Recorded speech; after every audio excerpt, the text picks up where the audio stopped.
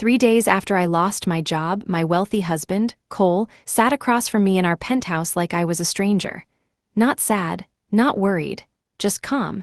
He slid a document across the marble table and said, "From now on, we split everything 50-50. I'll only care for myself."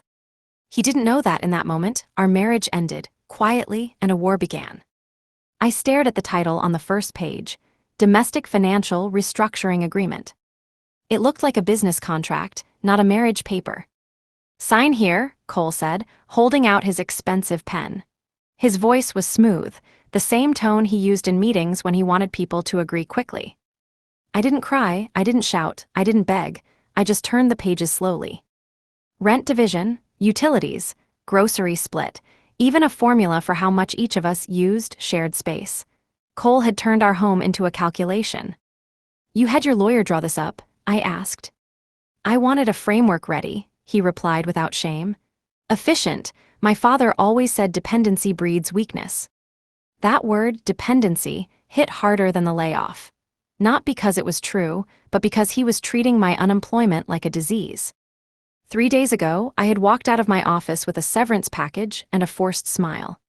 I came home thinking my husband would hold me, tell me we'd be fine. Instead, he had been counting money in his head. Now he wanted proof that I wasn't a burden. I looked up at him. His suit was perfect even on a Saturday. His face showed mild impatience, like I was wasting his time. Then I said softly, "All right." His eyebrows lifted. He expected me to argue. He expected tears. I picked up the pen and signed my name neatly. I watched his mouth curve into a satisfied smile. But he didn't notice my phone on my lap. As he gathered the papers, I quietly took pictures of every page, every clause, every signature line, every number. Cole leaned back like he had just won. I stood up calmly, carried my cold coffee to the sink, and sent one text to my sister. "You were right, it's happening." Then I walked past Cole without another word, already building a plan in my head. Because Cole thought he had finally made things equal. But he had just handed me the first weapon. At 5 a.m., I realized Cole didn't just want equality. He wanted proof I was disposable. I slipped out of bed and walked into the kitchen, still hearing his voice through the office door, calm, confident, talking about profits like nothing in our life had changed. His laptop was sitting open on the counter. I froze for a second, then stepped closer. The screen showed a spreadsheet. The title made my stomach tighten. Household Reorganization, Post-Jade Layoff. My name wasn't Jade, it was a problem to solve. I scrolled slowly. There were columns for my old salary, our expenses, and a section labeled Sustainability Model. Under it, he had calculated how long he could tolerate me without my income. Then I saw another column. Optimal Resolution Timeline. I stared at it, not breathing. It wasn't about paying bills. It was about timing my exit like a business decision. He had written notes beside it, two short, cold phrases like emotional risk, public optics, best month to act. I took my phone and photographed every tab. Then I noticed one tab I didn't recognize. MGM Consulting. The sheet showed monthly transfers, $3,000, 6 months straight. I clicked the details. My throat went dry when I saw the name attached. Madison Grace Mitchell. Cole's assistant. The woman who texted him late at night. The woman he claimed worked too hard. My hands stayed steady even though my head was spinning. I took screenshots of everything, including the payment dates. 6 months. That meant this didn't start after my layoff. It started while I still believed we were fine. I closed the laptop the same way I found it and walked away like nothing happened. At 9 a.m., Cole grabbed his golf bag. "Going to the club," he said casually, already dressed like he was heading into a victory lap. I looked up and nodded. "Have fun." As soon as the penthouse door clicked shut, I moved fast. I pulled out folders, printed bank statements, and opened my own laptop. If Cole wanted a financial war, I knew how to fight it. I had done forensic work before. Finding money wasn't hard. People just assumed no one would look. I created a new file and named it War File. I started listing everything: accounts, investments, luxury purchases, hidden spending. Then I opened the last page of the agreement Cole made me sign. At the bottom was his signature. That signature suddenly felt like permission. Because now I had proof my husband was planning my removal, while paying his assistant quietly behind my back. And the best part? He thought I still knew nothing. By evening, Cole acted normal, like he hadn't turned our marriage into a contract. He sat in his office, took calls, and spoke in that smooth voice he used when he wanted control. I stayed quiet and watched. At 11:47 p.m., his phone lit up on the nightstand. One message. "Can't wait to see you tomorrow, baby." The name on the screen made my chest go cold. Madison. His assistant. I didn't hesitate. I picked up my phone and took a clear photo, name, time, message. Then another from a different angle in case he tried to claim it was fake. When Cole came out of the shower, he glanced at his phone too fast, too carefully. "Work," he said before I even asked. I nodded like I believed him. "Busy day tomorrow." "The usual," he replied, already turning away. But I couldn't sleep. That message didn't feel like a mistake, it felt like a schedule. At 7 a.m., Cole left early. No kiss, no goodbye. Just one line, "Don't wait up." As soon as the elevator closed behind him, I made my move. I called my old colleague Janet. She worked in the same building as Cole. "I need a visitor pass," I said.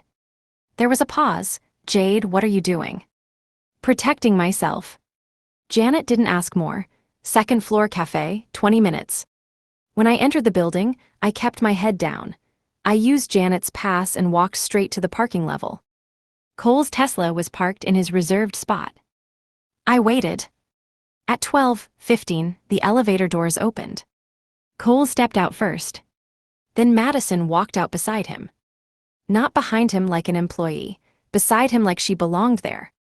Cole's hand touched her lower back as they walked, a small gesture but practiced, comfortable. I took photos, clear ones. They got into separate cars and drove out. I followed at a distance.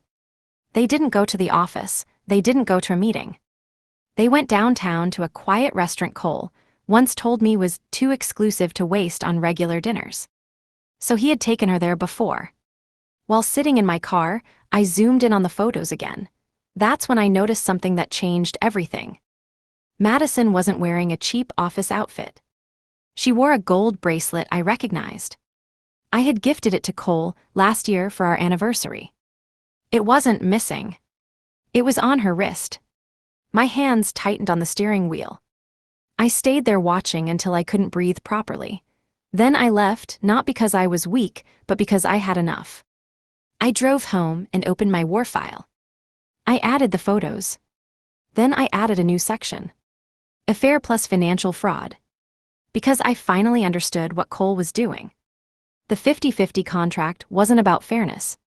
It was about pushing me out so he could replace me without paying. And now I had proof. But what I didn't know yet was that Cole wasn't the only one planning. That night Cole came home late, smiling like a man with nothing to hide. He talked about networking, poured himself a drink, and didn't notice I wasn't asking questions anymore. I waited until he fell asleep. At 2 a.m., I opened his phone with the code I'd known for years. He never changed it. He never thought he needed to. Madison's chat was cleaned. No history, just a few harmless lines about meetings. But I knew what that meant.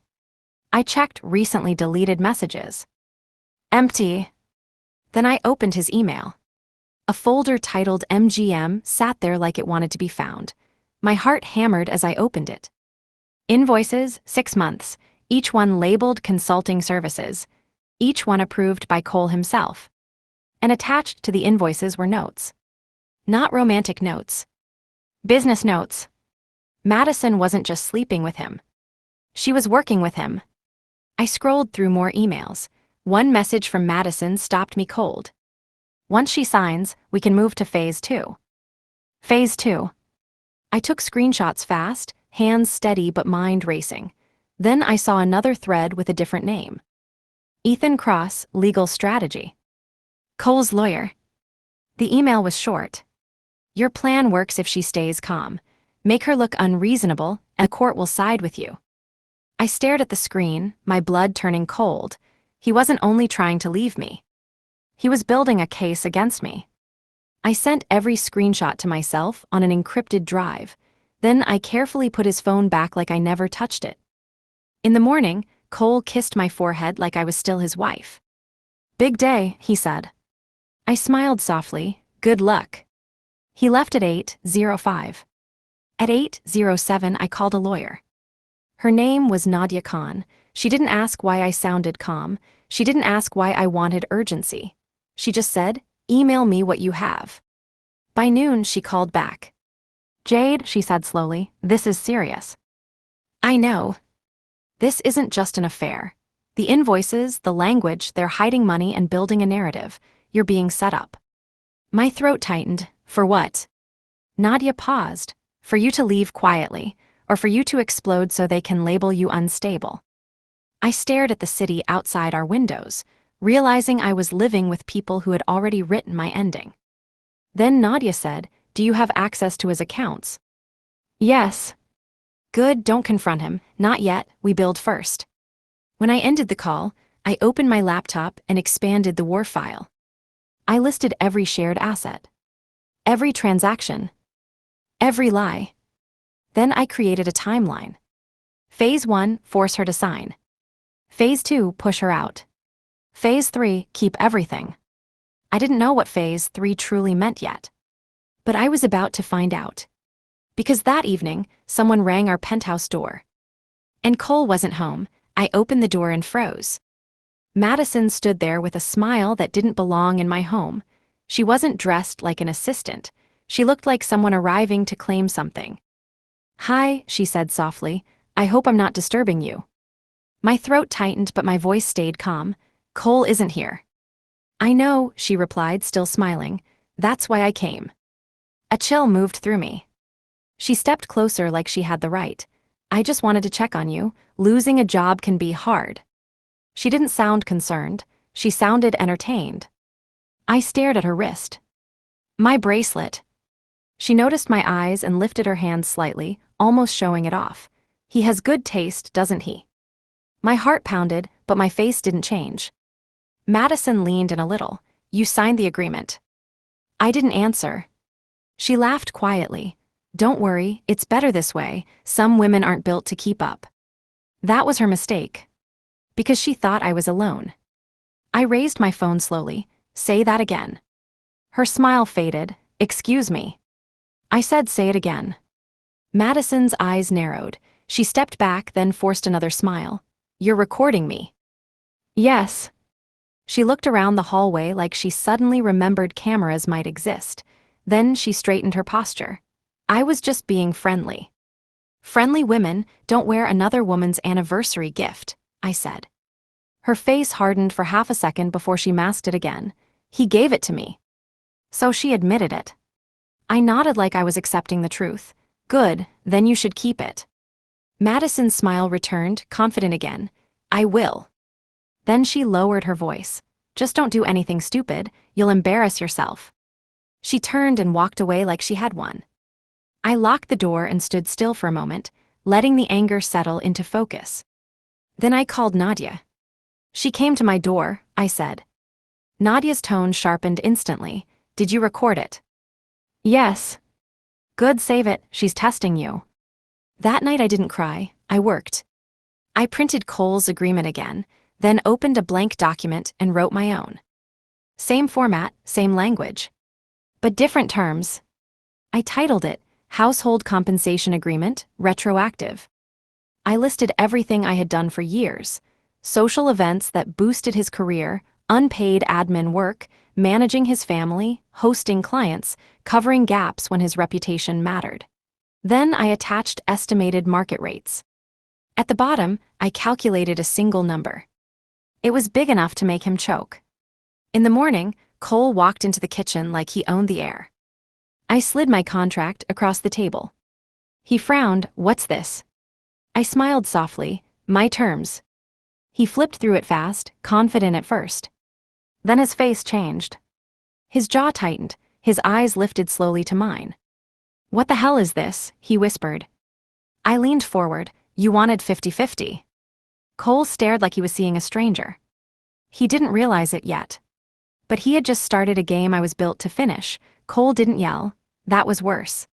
He sat down slowly, staring at my contract like it was poison. His fingers tightened around the pages. "This is ridiculous," he said. I kept my voice calm. "It's math. You can't charge me for being my wife." "You charged me for living in my home," I replied. "So yes, I can." For a moment his face went blank. Then he smirked, trying to regain control. "You're emotional," he said. "You're acting out because you lost your job." I smiled lightly, then challenged it legally. That wiped the smirk off his face. He stood up. "Fine." He grabbed his phone. "I'll have Ethan look at it." Ethan Cross, his lawyer, the same name from the emails. Cole walked into his office and shut the door, already calling him like he was calling a mechanic. Like this was easy. I went back to my room, locked my war file drive in my purse, and waited. 2 hours later, Cole returned. But he wasn't relaxed anymore. He looked tight around the eyes, like someone had whispered something he didn't want to hear. "Ethan's coming over," he said. I nodded. Good. At 6 p.m., Ethan arrived. Cole greeted him like a savior. Ethan didn't smile at me. He barely looked at me. He sat at the table and opened my contract. Minutes passed. Ethan read silently, turning pages slowly. Cole kept watching his face, waiting for him to laugh. But Ethan didn't laugh. He leaned back and asked, "Did she sign your agreement?" Cole answered too quickly, "Yes." Ethan's eyes flicked to me for the first time, cold, measuring. Then he looked at Cole again. "So you created a financial framework. You introduced labor valuation into the marriage." Cole frowned. "I introduced fairness." Ethan tapped the paper. "You introduced an argument that her labor has a price. That's the problem." Cole's jaw tightened. "Just tell me how to shut this down." Ethan didn't respond immediately. He turned to the last page. Then he froze. His fingers stopped moving. I watched his eyes narrow on the number I calculated. Ethan slowly looked up at Cole. "Is this accurate?" Cole scoffed. "Of course not." Ethan's voice stayed calm. "It's not insane." Cole's expression cracked. "What?" Ethan pointed to the line items. "She didn't write feelings, she wrote services. Some of these rates are standard." Cole's breathing changed. "You're on her side." Ethan leaned in slightly. "I'm on the side of reality. If she files this as a counterclaim, you've already handed her the logic. You signed the concept." Cole went pale. Then Ethan said the line that made the room feel smaller. "And Cole, if she has any proof of hidden spending or a third party, you're finished." I stayed silent. Cole looked at me sharply. "Proof of what?" Ethan stood up, closing the file. "You need to be careful. You started a war thinking she wouldn't fight back."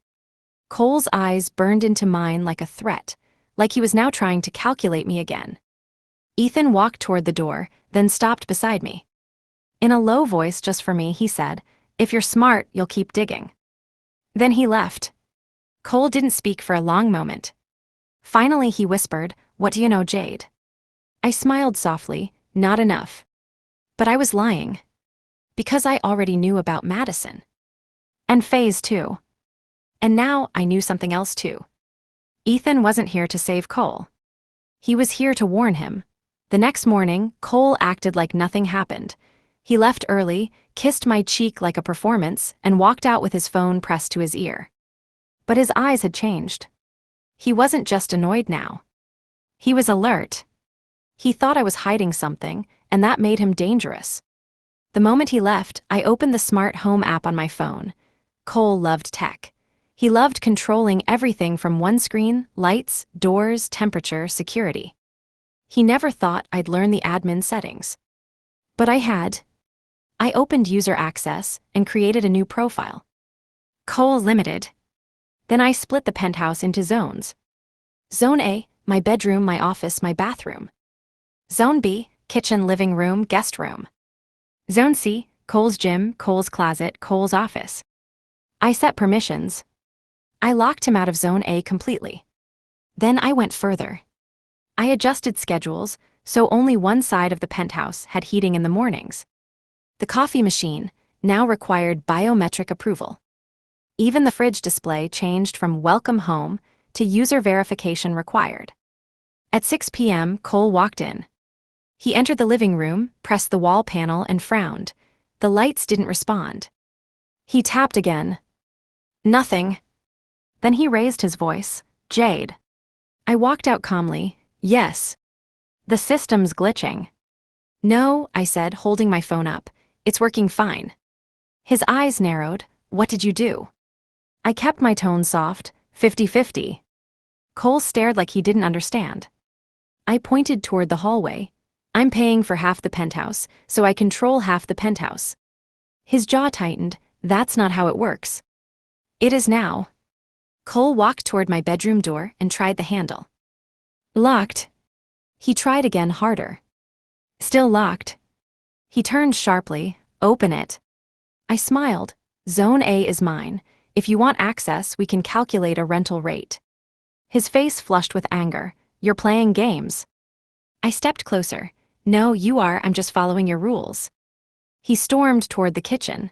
He opened the coffee machine lid, pressed the power button. The screen flashed. Access DNID.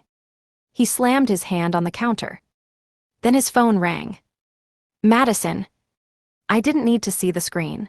His whole body changed when he answered. Yeah, he said quickly. I'm on my way. Then he looked at me like I was a problem he needed removed urgently. Fix this, he demanded. I didn't move. Sign my agreement. Cole's lips parted, then closed again. He grabbed his keys. As he walked out, he said quietly, You're going to regret this. The door slammed. I waited 10 seconds. Then I opened my WAR file and added a new section. Control BRAKPONTS. Because I knew what would happen next. Men like Cole didn't lose control without striking back. And the worst part, he didn't need to hit me physically. He just needed to make one phone call. 2 days later, Cole stopped pretending. He didn't speak to me unless he had to. He walked through the penthouse like it belonged to him, but he kept running into locked doors and denied access.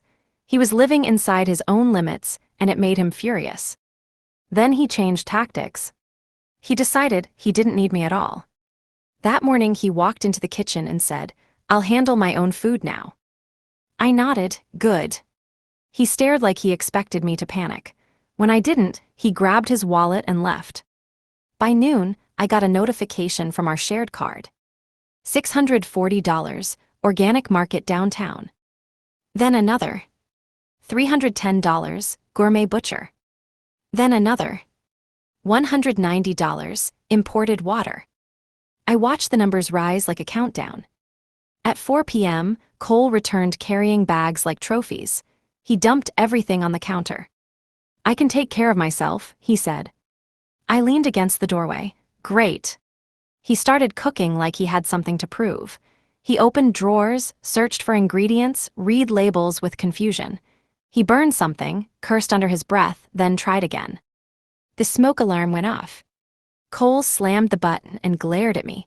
Why didn't you tell me the pan was wrong? I'm not your employee, I said. His face went tight. You're enjoying this. I didn't answer. He plated his food like it mattered. Then he took one bite. He froze.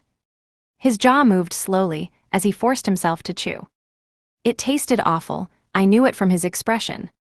He swallowed and muttered, fine. But his eyes were angry, not at the food. At me. Later that night, Cole's phone buzzed again. He stepped into the hallway to answer. I didn't follow. I didn't need to. I could hear Madison's voice faintly through the phone speaker, sharp and confident. Cole lowered his voice. No, she's still here. Pause. Then he said, I'm working on it. Working on it. That phrase hit me hard. Because I realized something. This wasn't a messy affair. It was organized. Cole came back into the bedroom and acted normal again.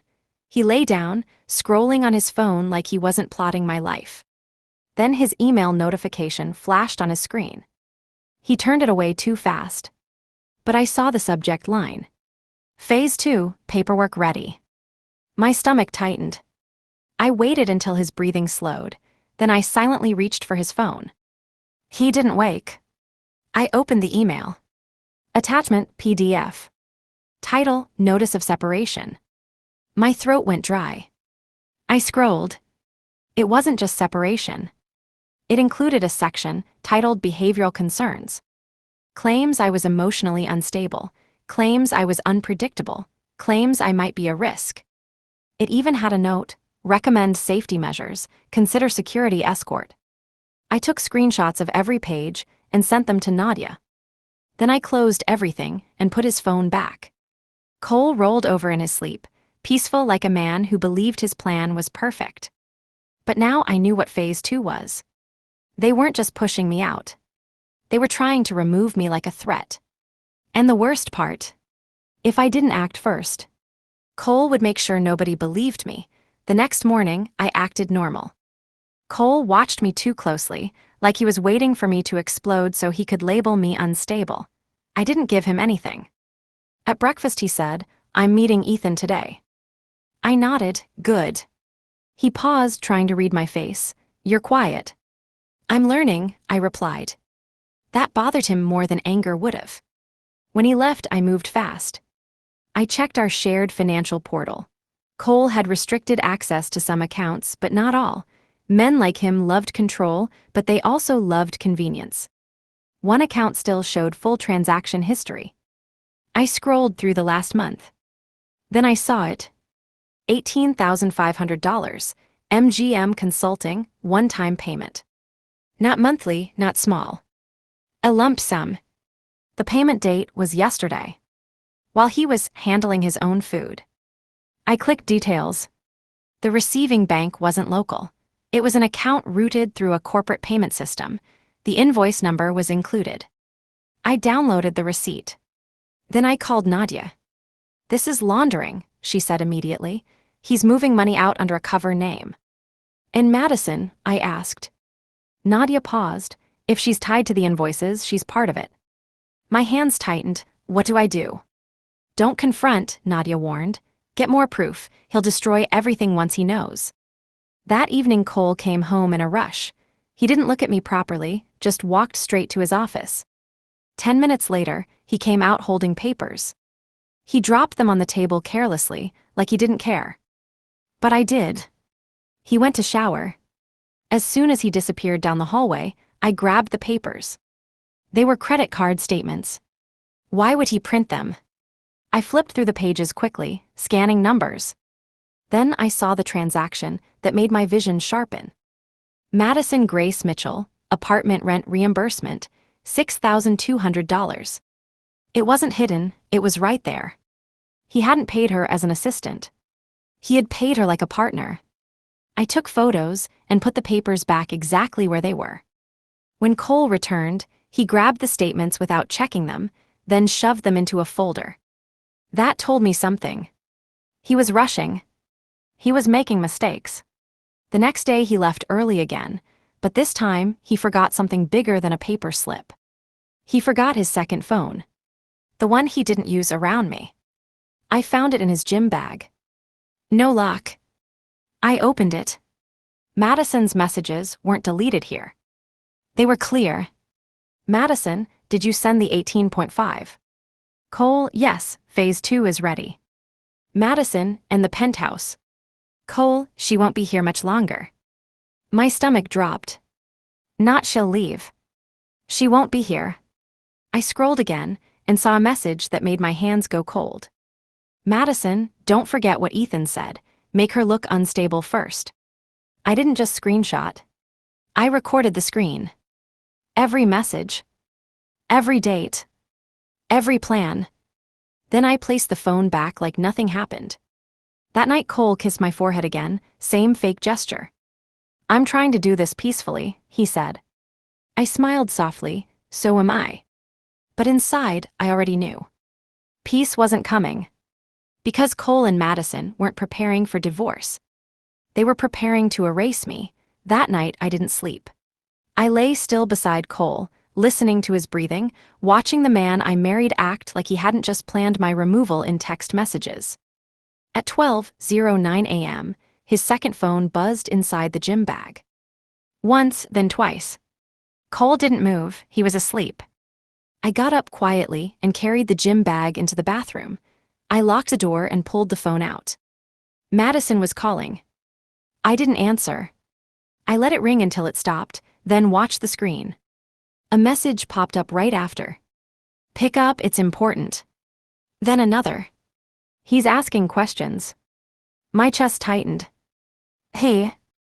Not Cole. Someone else. I opened the chat thread. Madison had been talking to another contact, saved as RC. The latest message from RC made my skin go cold. If she's still in the penthouse, we can't move forward. Move forward with what? I clicked the contact details. No name, no photo, just a number. And beneath it, a note Cole had saved.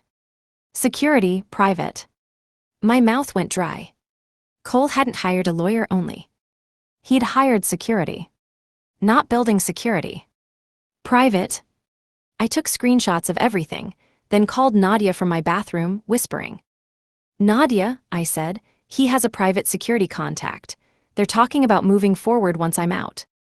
Nadia's voice turned hard. Listen to me, do you feel unsafe? Yes. Then you need a safety exit plan tonight, not tomorrow. My heart pounded. If I leave, he wins. Nadia paused. Not if you leave smart. I hung up and stared at the phone again. Madison texted Cole's second phone. Ethan says don't rush, but RC is pressuring.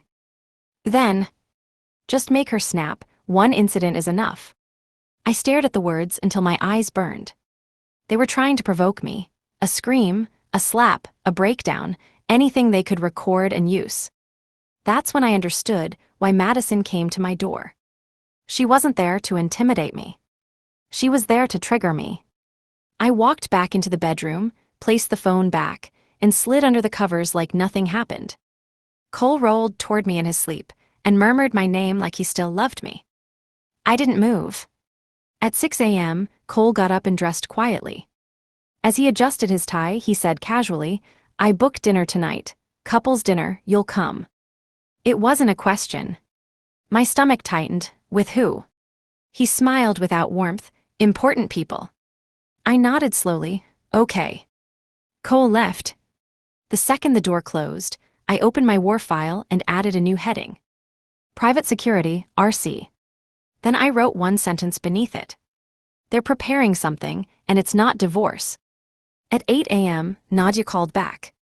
I'm sending someone to meet you, she said.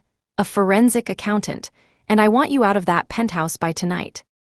I stared at the city outside my window and whispered, Cole wants dinner. Nadia went silent for a beat. Then she said, good, that means he's rushing phase 2. And I'm going, I replied. Because if Cole wanted an audience, I was ready to give him a show. By afternoon, I had a new ally. Nadia's forensic accountant arrived at a coffee shop across town. His name was Sami, quiet eyes, sharp mind. I handed him a flash drive. He plugged it in, scanned my screenshots, and his expression tightened. These invoices are fake, he said. This MGM account is being used to move money out.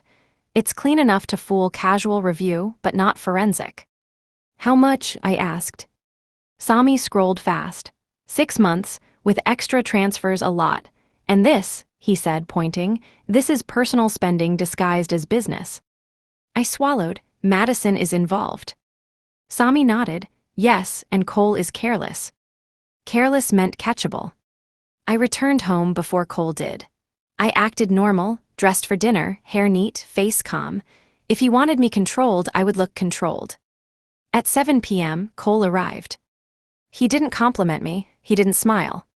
He just said, let's go. The dinner was at a private rooftop restaurant. When we entered, Cole's business partners stood near the bar with their wives. But Madison was there too. Not in work clothes. In a black dress. And the bracelet. Cole introduced me first like I was still important. Then Madison joined us, smiling too wide. Jade, she said, eyes glittering. So nice to see you. Cole watched my reaction closely, like he was waiting for me to snap. I didn't. I smiled back, nice to see you too. Madison blinked, she expected weakness. During dinner, Cole kept steering the conversation toward my job loss. So, he said loudly, Jade is exploring new options now. One of the wives leaned in. "Oh, I'm sorry, that must be hard." Cole answered for me, "It's been emotional." I understood the move instantly. He was planting the story. Emotional, unstable, unpredictable. Madison added smoothly, "She's been under a lot of stress."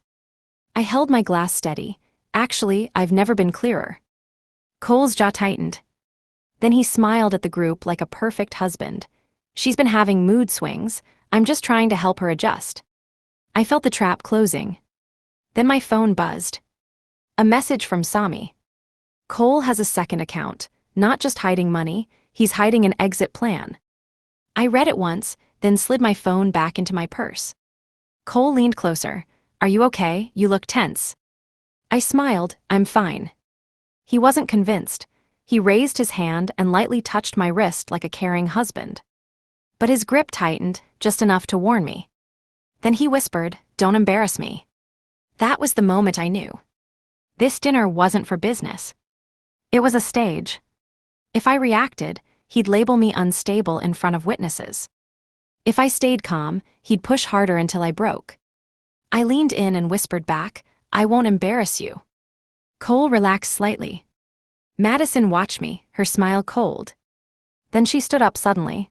"Excuse me," she said, "I need Jade for a moment." Before I could respond, she touched my elbow like we were friends. Cole didn't stop her. That's when I realized something terrifying. Cole wasn't just letting Madison provoke me. He was handing me to her. Madison guided me toward the hallway near the restrooms. The moment we were out of sight, her smile vanished. And her voice dropped. "You should leave quietly," she said, "or we'll make sure you leave a different way." Madison's threat didn't sound like an insult. It sounded planned. I stared at her. "What did you just say?" She leaned closer, voice low. "You heard me. Cole doesn't do messy endings, he does clean ones." My heart pounded, but I kept my face calm. "Are you threatening me?" Madison smiled like she enjoyed the question. "I'm warning you." Then she walked away, heels clicking, leaving me in the hallway with my hands shaking slightly. I didn't run back to Cole. I didn't cry. I walked straight toward the exit. But when I reached the elevator, a voice behind me said, "Jade." I turned and froze. Cole's mother. Evelyn Hart. She stood there in a pearl necklace and a calm expression, like she had just stepped into a meeting she already controlled. "I wondered when you'd notice," she said. My mouth went dry. "Notice what?" Evelyn glanced at the hallway Madison had disappeared into. "That girl is bold, I'll give her that." "You knew," I whispered. Evelyn's face stayed calm. "I know everything my son does, I raised him." The elevator arrived. Evelyn stepped inside and held the door open. "Come," she said. I walked in, heart hammering. The doors shut, and suddenly it felt like I was trapped with the most powerful person in Cole's world. Evelyn pressed the button for our floor. Then she looked at me. "You're smarter than Cole thinks." I didn't answer. She continued, "He's trying to make you react. That dinner was a trap." My throat tightened. "Why are you telling me this?" Evelyn's eyes sharpened. "Because Madison is not the first woman who thought she could replace a wife, and Cole is not the first man in this family who tried to discard one." The elevator opened on our floor. Evelyn walked toward the penthouse door like she belonged there. She did. Inside, Cole wasn't home yet. The penthouse was silent. Evelyn turned to me. "Do you have proof?" I paused. "Yes." Evelyn nodded like she expected it. "Good." Then she reached into her purse and pulled out a small flash drive. "I have proof too," she said. My heart stopped. "Of what?" Evelyn's voice stayed steady. "Security footage. Cole thinks I don't have access to the building's private camera archive." She placed the drive in my hand. I stared at it like it weighed 1,000 pounds. Evelyn stepped closer. "Cole's biggest weakness is pride. He thinks he's untouchable." I whispered, "Why would you help me?" Evelyn's gaze turned cold. "Because Madison thinks she's about to become family." I swallowed, "And you don't want that." Evelyn smiled, sharp and cruel. "I'd rather burn this penthouse down than let that girl sit at my table." A chill ran through me. Then Evelyn's tone changed. "Jade, listen carefully. Cole isn't only planning divorce. My throat tightened. Then what is he planning? Evelyn held my eyes. He's planning an incident, something that makes you look dangerous, something that justifies security. I remembered our C. Private security. Phase 2. My hands trembled around the drive. Evelyn reached into her purse again and pulled out another thing. A folded document. She handed it to me. At the top it read, Emergency Protective Order, Draft. My blood turned cold. Evelyn whispered, that's what they'll file after they provoke you. Then she leaned in, and Jade, they'll do it tonight. Evelyn didn't leave. She walked into my kitchen like she owned the penthouse, sat down and said, make tea. I stared at her, you want tea right now? Yes, she replied calmly. If we're going to destroy my son, we do it with a steady hand. I made tea with shaking fingers and set the cup in front of her. Evelyn took one sip and looked around the room. Cole thinks he built this life. He didn't. His father did, and I did. My throat tightened. So you've seen this before? Evelyn nodded. I lived it. Then she said the sentence that made my stomach drop. Cole's father tried to do to me what Cole is doing to you. I stared. He cheated. Evelyn's smile was bitter. Cheating is the smallest part. He tried to erase me. He wanted me out without consequences. My hands tightened around my cup. What did you do? Evelyn leaned forward. I didn't beg, I didn't scream, I learned the game. She glanced at the flash drive in my hand. That footage will bury him. I asked quietly, what's on it? Evelyn didn't blink. Madison coming to this building late at night. Cole meeting her in restricted areas, private elevators, private rooms. My heart pounded. How long? Evelyn smiled. Long enough. A notification buzzed on my phone. A new message from Nadia. Get out if you can. If you stay, record everything. I turned my screen off. Evelyn watched me. Nadia Khan. My eyes snapped up. How do you? Evelyn waved her hand. I know the good lawyers. Cole hired Ethan because he's loyal. You hired Nadia because she's ruthless. My throat tightened. So you've been watching me too. Evelyn nodded without shame. Of course, this is my family's mess. I don't allow outsiders to control it. Then the penthouse door clicked. Cole walked in. He froze the moment he saw his mother at the table. Mom, he said sharply, what are you doing here? Evelyn smiled politely. Having tea. Cole's gaze shifted to me, suspicious and tense. Why didn't you tell me she was coming? Evelyn answered for me, because you're not in charge. Cole forced a smile. This isn't a good time. Evelyn's eyes turned cold. It's the perfect time. I just had an interesting conversation with Jade. Cole's jaw tightened. About what? Evelyn took another sip. About contracts. Cole glanced at me again, his voice low. What did you tell her? I replied calmly, nothing you don't already know. Evelyn placed her cup down softly. Cole, I reviewed your little 50-50 agreement. Cole stiffened. You did what? Evelyn smiled. It's sloppy, cruel, and it opens doors you don't want open. Cole's voice turned sharp. This doesn't concern you. Evelyn stood slowly. Everything you do concerns me, especially when it risks family reputation. Cole stepped closer. You're taking her side. Evelyn leaned in, voice quiet and lethal. No, darling, I'm taking my side. Cole stared at her, confused. Evelyn straightened and said, I'm giving you one chance. End this cleanly. No tricks, no security, no incident. Cole's eyes flickered. What are you talking about? Evelyn smiled again, but this time it wasn't polite. Don't insult me. I know you hired RC. Cole's face changed instantly. That was the first crack. Evelyn looked at me. Tonight, you record everything. Then she walked toward the door. Before leaving, she turned back to Cole and said, If you touch her life, I will bury you myself. The door closed. Cole stared at me like I had become a threat. He whispered, What did you do? I smiled softly. I had tea. Cole didn't sleep that night. He stayed in his office making calls, whispering like a man trying to stop a flood with his hands. Every time he passed me, his eyes were sharp, searching for fear. He didn't find it. At 2 a.m. my phone buzzed. Evelyn. Check clause 19 of the prenup, now. I opened the prenup file Nadia had asked me to keep. I scrolled fast until I found clause 19. My breath caught. If either spouse is found hiding marital funds or diverting assets through third parties exceeding $5,000, forfeiture applies. Forfeiture. I read it again to make sure I didn't misunderstand. If Cole was caught moving money through fake invoices, he could lose more than he planned. I screenshotted the clause and forwarded it to Nadia immediately. Within minutes, Nadia called. "This is gold," she said. "If we prove MGM Consulting is a cover, Cole collapses." "In Madison?" I asked. Nadia paused. "Then Madison becomes a witness or a target. Either way, she's in danger too." I swallowed. Cole won't let her flip. Nadia's voice hardened. "Then we force him." At 6 a.m., Cole finally came to bed. He lay beside me like a stranger and whispered, "We can still do this peacefully." I didn't respond. He reached for my hand like he was trying to remind himself I was still under control. Then he said, "My mom shouldn't interfere." "She didn't interfere," I replied softly. "She warned you." Cole's fingers tightened. "Warn me about what?" I turned and looked directly into his eyes. "About the tricks."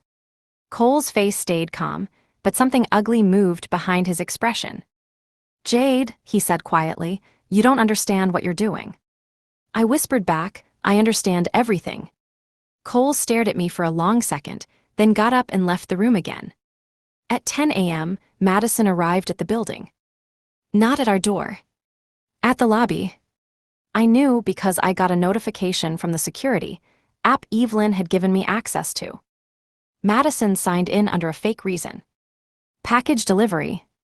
My stomach tightened. She wanted inside. Cole had left the penthouse earlier, so she chose a time when it would be just me. I walked to the entry camera and watched her. She looked calm, confident, like she expected this. Then the lobby camera showed something else. RC. A tall man in a suit, standing at a distance, watching Madison like she was a piece on a board. I felt cold. This wasn't just about provoking me anymore. Madison wasn't visiting. She was part of a move. My phone buzzed again. A message from an unknown number. "Don't fight, you'll lose." No name, no warning, just certainty. I forwarded it to Nadia. She replied instantly. "Record everything, do not open the door." Madison reached the penthouse floor. I heard her heels stop outside my door. Then she knocked. Soft. Almost friendly. "Jade," she called, voice sweet, "let's talk like adults." I didn't answer. She knocked again, harder. Then her voice dropped. "You really think Evelyn can save you?" I held my phone up, recording. Madison laughed quietly. "He's not scared of you, he's scared of money." My breath caught. Because she just admitted it. Then Madison said the line that turned my blood into ice. "He already signed the paperwork. You're leaving today." Madison's voice stayed calm outside my door. "You're leaving today," she repeated. "If you make this hard, he'll make it harder." I kept recording on my phone, silent. Madison knocked again, slower this time, like she was enjoying the power. "You know what's funny? Cole didn't even want to marry you, you were just convenient." My jaw clenched, but I didn't move. Then the hallway went quiet. Too quiet. I checked the entry camera again. Madison wasn't alone anymore. RC was now near her. Not touching her, not talking, just standing there like a shadow. My heart pounded. I backed away from the door and called Nadia. "She's here with RC," I whispered. Nadia's voice snapped. "Stay inside, lock everything, do not engage." Madison spoke again, louder. "Jade, open the door, we can do this nicely." I didn't answer. Then I heard something that made my stomach drop. Keys. Madison was using a keycard. Cole gave her access. The lock beeped once. Then again. Denied. Because of my permissions. Madison cursed under her breath, then laughed. "Smart," she said, "but it won't matter." I heard her step closer to the door. "Cole has a plan, he already told Ethan what he needs. One scene, just one." My fingers tightened around my phone. She was saying it out loud. Then Madison said, almost gently, You should have snapped at dinner. It would have been easier. My blood went cold. She admitted everything. I kept recording. Then she lowered her voice, like she was talking directly into the door. He's recording you too, Jade. My body froze. What? I whispered, forgetting she couldn't hear me. Madison laughed softly. You didn't know? He has a recorder. He's been collecting material. Every argument, every tone, every breath. A recorder. I suddenly remembered Cole's gym bag. I grabbed it from the closet and emptied it on the floor. Shoes, bottle, protein bars. Then I saw it. A small black device tucked into the inner pocket. A digital recorder. My hands shook as I pressed play. Cole's voice filled the room. She's unstable lately. Madison's voice followed. Push her harder. I want her out by the end of the week. Cole replied calmly. If she explodes, Ethan files the order and RC handles removal. Removal. I felt my stomach twist. Then Cole's next sentence hit like a knife. Once she's out, the penthouse is clean, and the money stays with us. My throat tightened. They weren't just taking the house. They were making sure I had no ground to stand on. Outside the door, Madison spoke again, impatient now. You're wasting time, she said. He's on his way. That made my body go cold. Cole was coming back. Not to talk. To finish phase 2. I stopped the recording, saved the audio to my drive, and sent it to Nadia. Then I called Evelyn. She answered immediately. I found a recorder, I whispered. Evelyn's voice turned sharp. Good, now you leave, right now. I can't, I said. They're outside. Evelyn didn't hesitate. Then you don't use the front door. Before I could ask what she meant, my phone buzzed with a new message from Nadia. Police can't help without immediate threat, but this recording changes everything. And at that exact moment, the entry camera flashed. Cole's elevator had reached the floor. And he wasn't alone. Cole stepped out of the elevator with Ethan beside him. Ethan wasn't dressed like a lawyer visiting for paperwork. He was dressed like a witness. Madison stood near the door, smiling like this was her victory scene. RC stayed behind them, silent and ready. My hands shook, but my mind stayed sharp. This was the moment they wanted. A confrontation. A breakdown. A reason. I took a deep breath and called Nadia again. They're here, I whispered. Nadia's voice didn't panic. Put your phone on record. Do not open the door. Say nothing that sounds emotional. If they threaten you, repeat their words out loud. I started recording video and walked to the door camera. Cole knocked once, loud and hard. Jade, he called, open the door. I didn't move. Ethan spoke next, calm and official. Jade, we're here to ensure everyone's safety. Safety. That word again.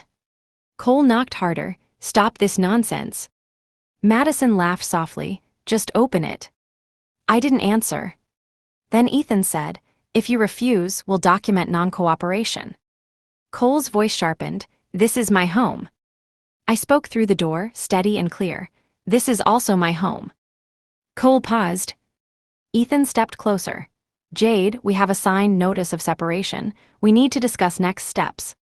I will discuss everything through my lawyer, I replied. Silence. Then Madison scoffed. You don't have a lawyer. I smiled slightly, though they couldn't see it. Wrong. Ethan's tone changed. Who's your representation? Nadia Khan, I said. That name hit them like a slap. Cole's voice turned tight. You hired Nadia. Yes. Madison muttered something under her breath. Ethan was quiet for a moment, then said, Jade, if you're escalating legally, you should understand the consequences. I spoke clearly. I understand them, do you? Then I did it. I played the audio.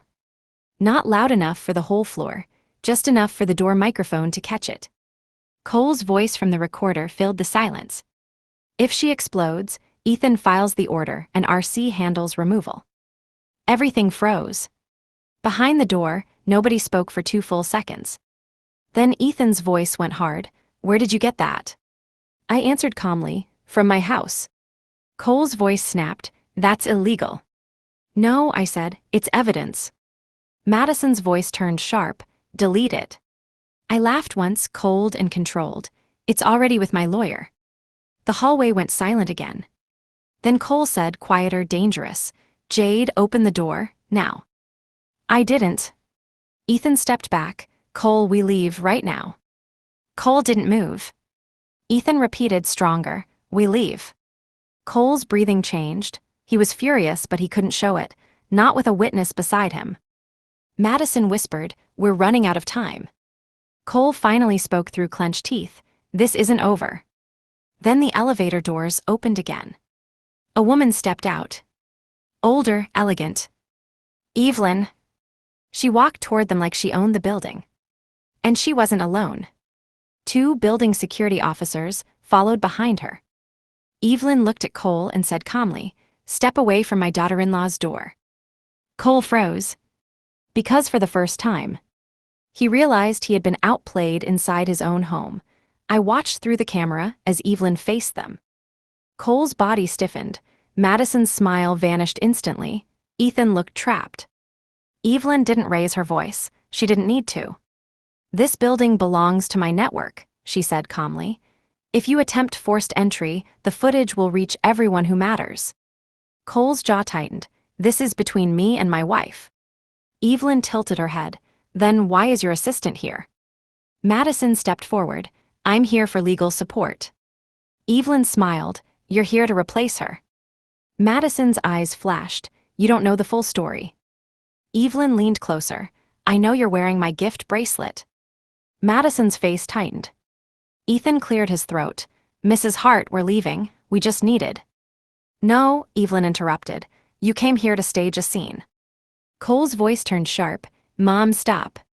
Evelyn's gaze stayed locked on him. You hired private security to remove your wife. Cole's face went blank. Madison panicked for half a second, then recovered. That's not true. Evelyn said quietly, then explain RC. RC didn't move. He didn't even blink. That silence confirmed everything. Evelyn motioned to the security officers. Escort them down. One officer stepped forward. Sir, please return to the elevator. Cole looked like he wanted to smash something, but he couldn't. Not here, not in public. He stepped back slowly. Madison didn't. She suddenly rushed toward my door, slamming her palm against it. Open it, she shouted. You think you can steal his money and hide behind lawyers. The hallway froze. Ethan grabbed her arm. Madison, stop. She jerked away. I'm not stopping, this is mine now. That was the moment. Evelyn looked at her like she had waited for this exact line. Say it again, Evelyn said softly. Madison's chest rose and fell fast. She screamed, the penthouse is mine. Evelyn smiled coldly. Perfect. Then she turned slightly and raised her phone. She was recording. Evelyn said loudly, for the entire hallway, so you admit you're here to take property that doesn't belong to you. Madison's face changed. She realized too late.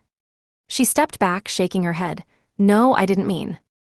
Evelyn cut her off. You meant it, and now it's on record. Cole stepped forward, furious. Enough. Evelyn held up her phone. One more step, and I send this to your board. Cole froze.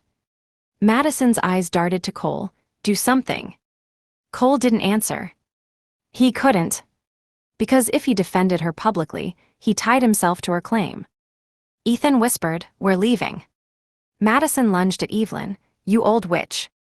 Security grabbed Madison immediately. Madison screamed and tried to pull away, but the officers held her. Cole stared at the scene like his plan was collapsing in real time. He looked at my door and said quietly, almost begging, Jade, open. We can fix this. I spoke through the door, clear and calm. No. Evelyn turned her head slightly, speaking to the camera. This is attempted intimidation at my daughter-in-law's door. I want this documented. Madison shouted, you're ruining everything. Evelyn replied coldly, you ruined yourself. The elevator doors closed behind them. Silence returned. Evelyn looked at my door and said softly, Jade, you're safe for tonight. I opened the door slowly. Evelyn stepped inside and whispered the next twist like a knife. But now Cole will go for the only thing he can still control. I stared. What? Evelyn's eyes hardened. Your reputation. The next morning Cole didn't come home. But my phone didn't stop vibrating. Unknown numbers, private calls, messages from people I barely knew. I opened one message and felt my blood turn cold. Jade, are you okay? Cole said you're having a breakdown. I stared at the screen. He moved fast. He couldn't remove me physically, so he started removing me socially. Nadia called. He's spreading a story, she said. He's telling people you're unstable and refusing help. I swallowed, so he's starting phase 3. Nadia went quiet for a beat. Phase 3 is bigger than rumors. What do you mean? I ran your evidence through my team, she said. We found something you need to hear while you're sitting down. My chest tightened. Tell me. Nadia's voice lowered. Cole took a life insurance policy on you. I froze. That's normal couples. No, Nadia cut in. Not this, it's massive, and the beneficiary is not him. My breath caught. Who? A pause. Then Nadia said, a trust. My hands started shaking. What trust? We're still pulling the details, she replied, but the policy was updated recently. Very recently. I stared at the penthouse floor like it was moving. Updated recently. After my layoff. After the contract. After phase 2 started. Evelyn arrived an hour later. She didn't ask how I felt. She walked in and said, he's escalating. I whispered, he has a life insurance policy on me. Evelyn's face didn't change. I know. That answer hit me hard. You knew, I demanded. Evelyn stared at me. Jade, this family doesn't just destroy women, they profit from endings. My throat tightened. So what do I do? Evelyn stepped closer. You stop living like a target. She handed me a small pouch. Inside was a second phone. Use this, only this, she said. Cole's people monitor everything else. I stared. People. Evelyn nodded once. RC isn't just security, he's a fixer. A cold wave ran through me. Then my security app flashed. Lobby camera. Cole was downstairs. Not alone. Madison was with him again. She wasn't crying, she wasn't scared. She was smiling like she had gotten new instructions. Cole spoke to her, then handed her a folder. Madison walked toward the elevator. Evelyn saw it too. She's coming, I whispered. Evelyn's voice turned sharp. Good, let her. My stomach dropped. What? Evelyn's eyes hardened. We end this properly. I didn't understand until the doorbell rang. I opened the camera. Madison stood outside with the folder in her hands. And behind her, RC held a phone up like he was recording. Madison smiled sweetly and said loudly, Jade, I'm here to serve you. Serve me. My throat tightened. Evelyn whispered beside me, calm like a weapon. Now we trap them back. Evelyn opened the door before I could stop her. Madison's smile widened the moment she saw her. Mrs. Hart. Evelyn tilted her head. Madison, serving papers again. Madison held up the folder. Court documents. Cole wants this done professionally. RC stood behind her recording, his eyes cold. Evelyn stepped aside like she was welcoming her in. Come. Madison hesitated. She expected screaming, not invitations. She entered. The moment she crossed the threshold, Evelyn said calmly, State your full name for the record. Madison blinked. What? Evelyn raised her phone. I'm recording, say it. Madison forced a smile. Madison Grace Mitchell. Evelyn nodded. And you work as Cole Hart's assistant. Madison's eyes flickered to RC. Yes. And you're here to serve documents, Evelyn continued, claiming Jade is unstable and requires removal. Madison lifted her chin. I'm only delivering what's ordered. Evelyn smiled. Perfect, hand them over. Madison handed the papers to me like she was handing me a death sentence. I flipped through quickly. It wasn't just a separation notice. It was a full attack. Protective order draft, behavioral allegations, request for emergency removal, claims I was refusing help, claims Cole feared for his safety. Then I saw the signature line. Ethan Cross. So Ethan wasn't warning Cole anymore. He was helping him. Evelyn spoke again. Madison, just one more question. Madison looked annoyed. What? Evelyn asked softly, why do you want the penthouse? Madison froze. I held my breath. Madison scoffed, trying to recover. I don't want the penthouse. Evelyn raised her eyebrows. Last night you screamed it in the hallway. Madison's face tightened. That was. Evelyn cut her off. Say it again. You don't want his home, you don't want his money, you don't want his life. Madison's eyes flashed with anger. I deserve it. Silence. Even RC blinked. Evelyn smiled, louder. Madison snapped. I deserve it, I built him. I did everything while she sat at home. My hands shook slightly, but I stayed calm. Evelyn said sweetly, thank you. Madison realized too late. She tried to step back. No, Evelyn turned her phone screen toward her. You admitted motive, you admitted resentment, you admitted intent. Madison's voice rose. Delete that. Evelyn leaned closer. Or what? Madison glanced at RC. Do something. RC didn't move. Madison's face twisted with panic. Cole promised me. Evelyn smiled. Promised you what? Madison swallowed, breathing hard. I stepped forward and whispered, say it. Madison's eyes met mine. She hated me. Then she said it anyway, like she couldn't help herself. He promised the penthouse would be clean once you were gone. Clean. The word snapped through me. Evelyn's smile vanished. She said coldly, repeat that. Madison tried to backtrack. I didn't mean. Evelyn raised her voice. Repeat it. Madison whispered. He said the penthouse would be clean once she was gone. I looked at RC. You recorded all this too. RC stayed silent, but his phone was still up. That meant he captured it. Evidence from their own side. Evelyn stepped back and said calmly, now you can leave.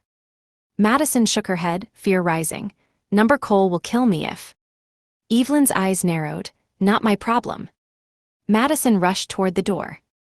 But before she left, I said quietly, one more thing.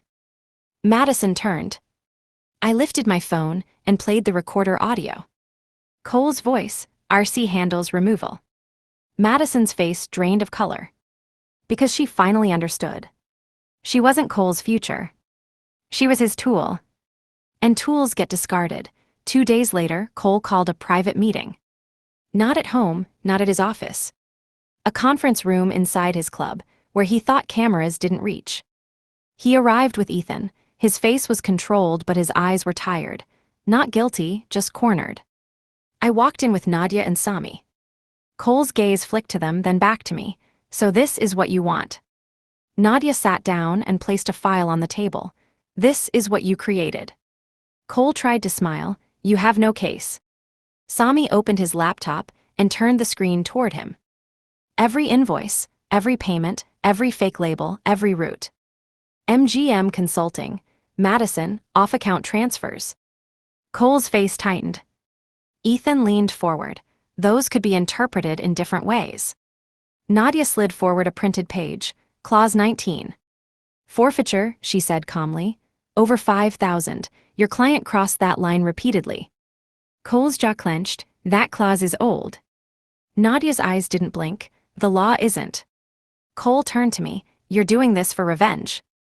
I leaned forward. I'm doing this to survive. Ethan spoke carefully. Jade, if you push this publicly, you'll damage him permanently. I smiled slightly. Good.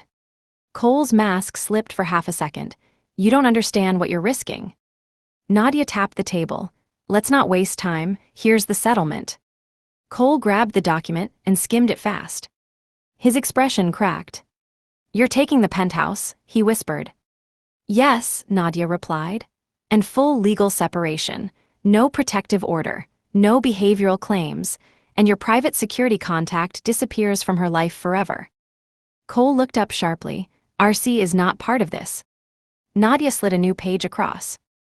A transcript. Madison's voice. He promised the penthouse would be clean once she was gone. Cole went still. Because he knew exactly what that sounded like. Ethan swallowed hard. Where did you get this? I answered softly, from your trap. Cole's hands shook slightly as he turned pages. Then he saw the last section. Life insurance. Trust beneficiary. Updated date.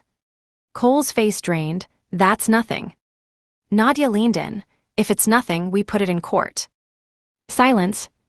Cole stared at the paper like it was a bullet aimed at his forehead.